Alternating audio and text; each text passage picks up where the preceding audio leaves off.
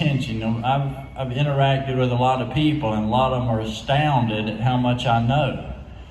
And they said, how did you learn all that stuff? And I think about it because it's an honest question. I want to give them an honest answer. It's like, well, I guess I just paid attention. Dean Family Acres.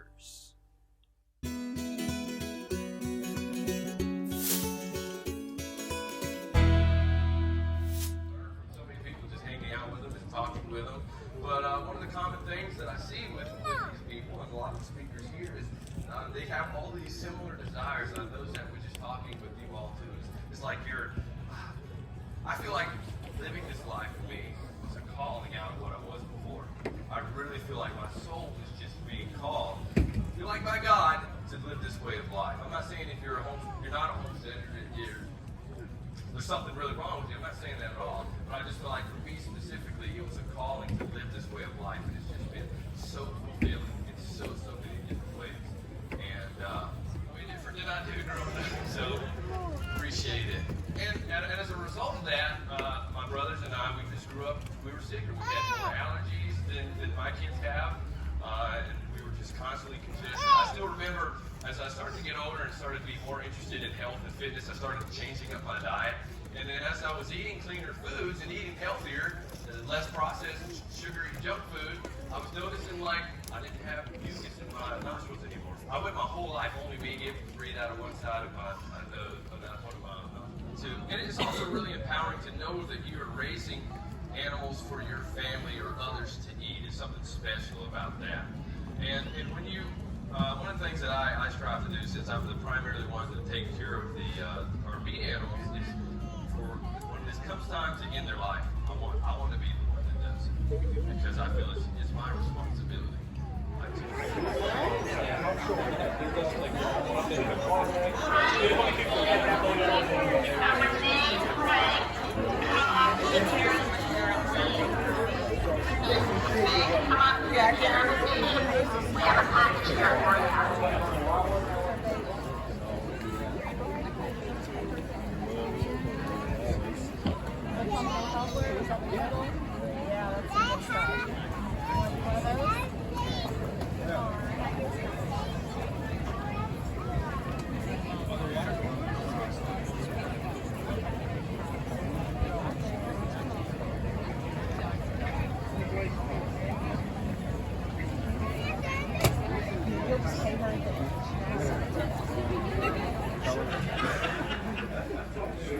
Over here! They're over here! Pick us! Alright, so today's going to be a little different if you guys were at our stuff yesterday. Okay? Today is going to be unstructured. What we like to do a lot of times when we come to these speaking gigs is we like to give you guys us as an open book. Okay? So what we're going to do is run around with the microphone for this hour. We're going to answer all your questions, right? So seriously, don't be shy and I wish I would have asked that question. Just ask a question, right? A lot of people don't raise hands when we say ask questions.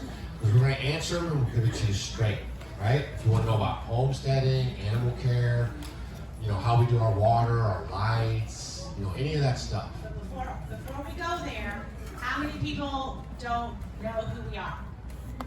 Raise your hand. So go over. Okay.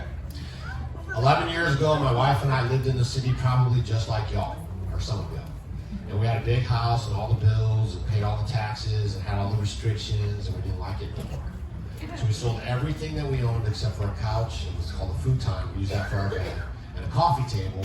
I built a log cabin from scratch from wood that I pulled from the forest. Had it milled up for us. And then we built this log cabin in 90 days. I built it basically by myself. I had a friend help here and there. But nothing like what you see with Gary. That was a lot more on my own. And he had never done anything. I'm not a construction guy or anything. That's another thing why you guys are watching me build a whole house for the first time ever, right? I did pretty good, right? I hope my own. Yeah. So I've learned a lot too hanging out with Gary. So that's another good thing I can tell you guys. If you can get around somebody who has those skills, right? You gotta take advantage of it. You know what I mean? Like learn. So I learned a lot of stuff hanging out with him. But we started that journey 11 years ago. Now we live 100% off rainwater. We grow over 90% of our own food. And we're just living the best life we think wanted to live. So we're connected to the earth, and we grow our own food, and our relationships gotten better. That's our story. We're in Missouri. Yeah. And I'm not Amish, and I don't play one on YouTube. Okay? What happened was, I moved to the area, there's Amish there. I didn't even know they lived there when we moved there. I bought the land, we were on the land. I had no clue. I already had the beard, I already was doing my thing, okay? What happened was, when I embedded with them, because they befriended me, it's really hard kind of to get in with them like that, I guess you'd say. I mean, they'll be niceties to you guys because you're English and they want your money, but for the most part, they're pretty protective. And I think as a society, we need to get back to that a little bit more. I think we give away too much, without trust, right? Without building a relationship first, right? I think that's kind of missing. So they built a relationship. I did fencing for 2.5 years with the master fencer, basically, Noah. And during that time, I really appreciated their ways. I respected what they were doing. And they respected what we were doing. They really couldn't figure out why we were going to leave the city when, a lot of them want to go to that stuff and how we're going backwards. And they said, a lot of people tried this and they don't make it. And they all betted that we would only last a year. They had bets sooner than that even, and they had bets on us, and they were not bets, but they were taking notes on it. And, they had a lot of stories too, like we were fugitives from the law. What happened was, we were doing our thing, everything's normal. Then one day Stacy came home and she said, I don't know what's going on, but they're definitely treating me like different. And I was like, oh, shut up, everything's fine, what's up? And she says, no, I'm really serious. So we started observing, and then I asked Noah, he didn't really know what's up, he has a whole other story. So then I talked to another of my Amish buddies, and he was like, the deal is they basically think you guys are running from the law. That your name is not your name, that's not her name.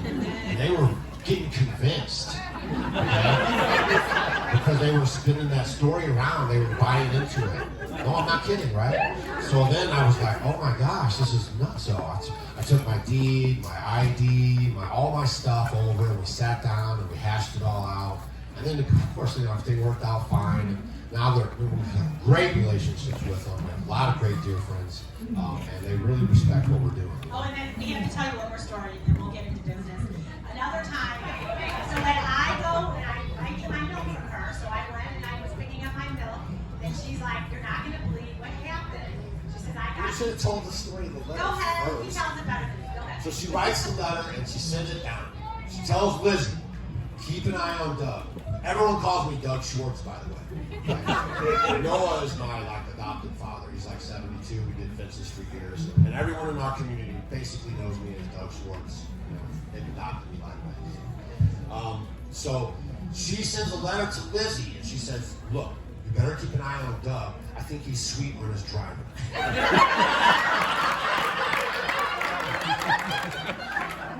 I'm scared that an honest guy's going to fall in love with the English guy.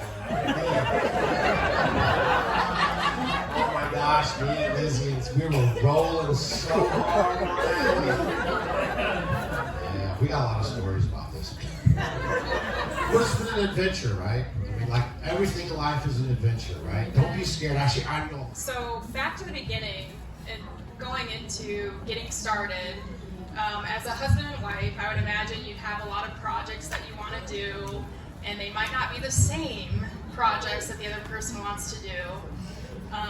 It's a two-part question. One, how do you prioritize and help each other figure out what needs to be done next?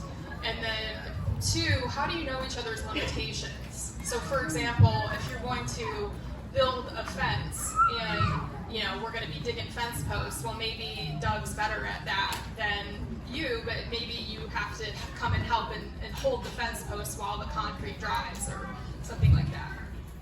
All right, so right off the bat, we're a very traditional partnership. I do the meat, she does the potatoes, right? I do all the heavy lifting and the work like that, fencing, building, all that stuff, and she takes care of the domestics. Because I'm going to say something about that. When you're cooking, 3 meals a day, and you're washing dishes by hand, and it's like you cook and then you got to cook again, and you got to clean again, and it takes a lot. Yeah. It's like, it takes a lot for him to run the homestead. It takes a lot for me to do all the other stuff, and you guys will find that. So You do have to work together, right, in some capacity if you don't have other friends that can help you out on the male side for your male partner. So you guys just got to learn what you like to do and what you have to do. Some things you're going to have to do even though you don't like to do it, just because it has to get done. And some things are going to push you beyond your limitations. Lose that. Limitations, we don't have none, right? We'll try it until we diet, and then we'll try it again, right? And then we'll try it again. And then we know if it's a fail, right? So we don't ever think about that cold shower. It's not just the cold shower on you, right? It's the way you program your body to receive the cold shower. It makes you stronger. It's the breathing, right? Because normally you guys get in the cold shower. Ooh, man, how did they do it? Oh, I'm out of here. Right? That's how it goes, right? So you have to learn to control that breathing. So And you that's do what, breathing all that stuff is exercises about before you go bringing in. you in, making you more conscious. Here we go.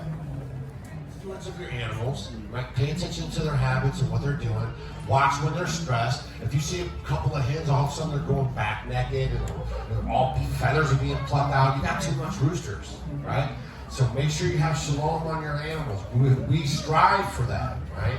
We love that because the happier they are and the less stress they have, we get more food, we have less disease, we have less sickness, and less death. Yeah, because So they're happy, we're happy. we had a bunch of roosters because I had raised up, you get when we hatched a bunch of them, you didn't know who you were going to get. So I was getting all these roosters, and all of a sudden I'm like, they were pullets and they should have been laying. And all of a sudden I'm like, where are my eggs going, And then come to find they're hiding underneath the chicken coop because I had too many roosters chasing after them.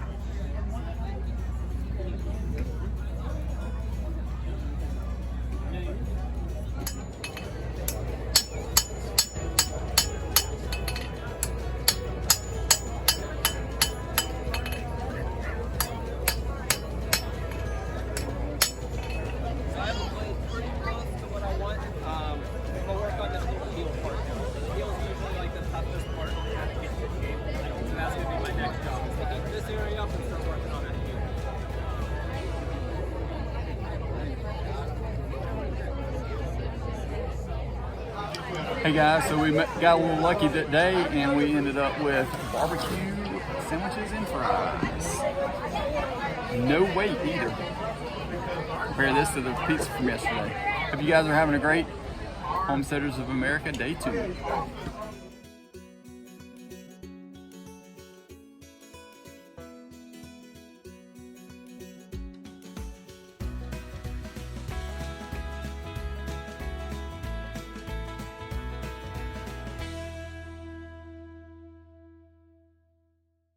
Your tribe in that area and take your time.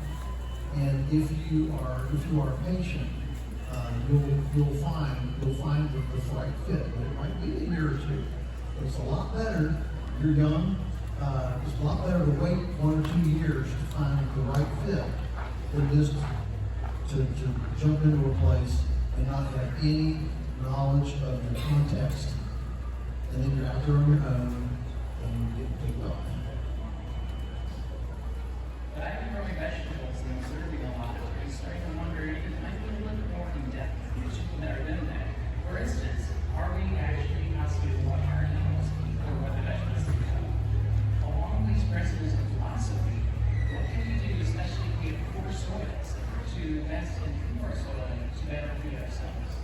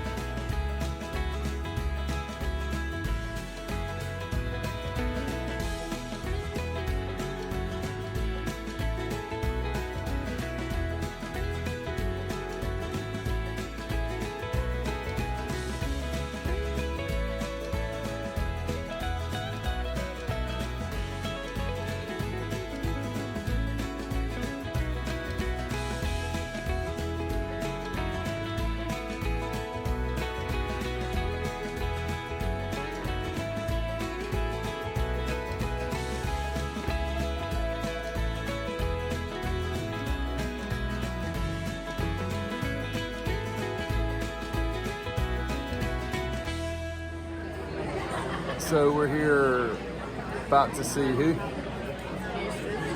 Conway from Mountain Inn, and we're getting some commentary, which is absolutely epic. And we're looking forward to what he has to present and hearing a little bit about his story. So one thing that I bring to the table, especially in the context of homesteading, is a lot of experience. When I was 17 years old, and I don't think it was a split-second decision that happened that morning, but the day I turned 17, I walked out into the forest and I started living a natural lifestyle. I chose to have an alternative lifestyle, alternative to my peers.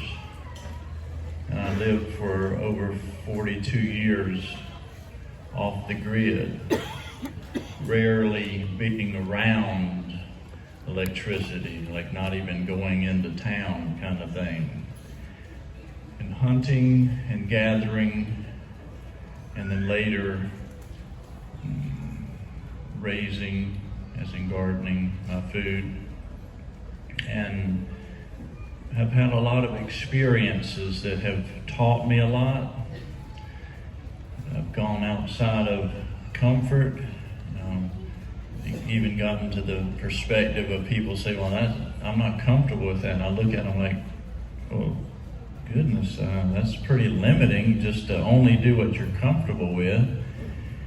And so over the years of challenging myself, sort of purposefully, just from having a living experience where I was dedicated to living naturally, that's kind of like one word that would sum it up, like natural living, the way you can, and what is natural living? One definition of it that I have found out through my own thought processes and experiences is a way of living where you're closer in touch and closer tied into the sources that keep your life going. Finding out how things really work is important. What is the truth? It was a good cooler. So it's important, in my opinion, to know the truth. What's real? What's a lie? What's a sham? What's an illusion? What's delusional? What's really going on in this country right now? Can homesteading save us?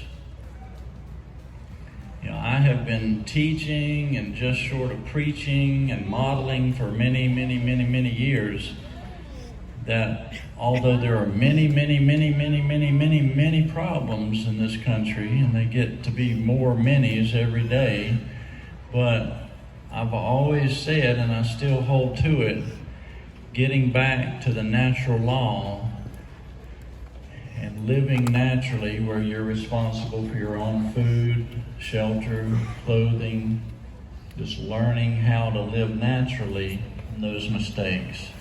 They are the valuable foundation for moving forward. And I find so often in our culture today, kids are so afraid of making a mistake that they don't do anything. And if you don't do anything, you won't make a mistake. I've interacted with a lot of people, and a lot of them are astounded at how much I know. And they say, how did you learn all that stuff?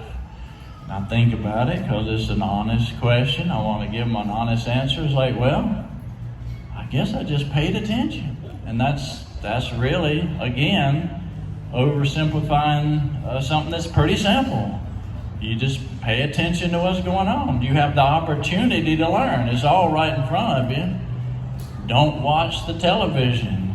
Don't parrot and mimic everybody else's thought process. Think for yourself. Exercise this brain right up here. God gave you a good one. Make use of it. Don't throw it away. You can exercise your legs, exercise your muscles, exercise your brain. It's kind of your control headquarters.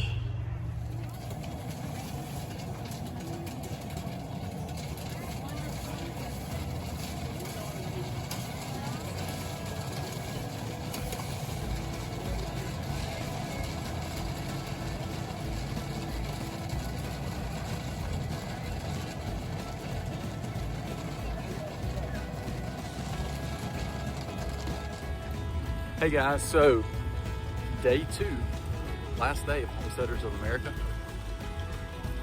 We survived it. Got us some hot cider to go and some kettle corn. And we're gonna trek it back to South Carolina tonight.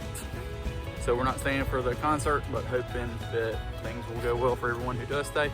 Hopefully you guys enjoyed the last couple of videos. Thanks for all the new subs and for all the comments, likes, shares, and subscribe. Don't forget, ring that bell like Mike Tyson did in the 1980s. It's the only way to go. You guys have a blessed day.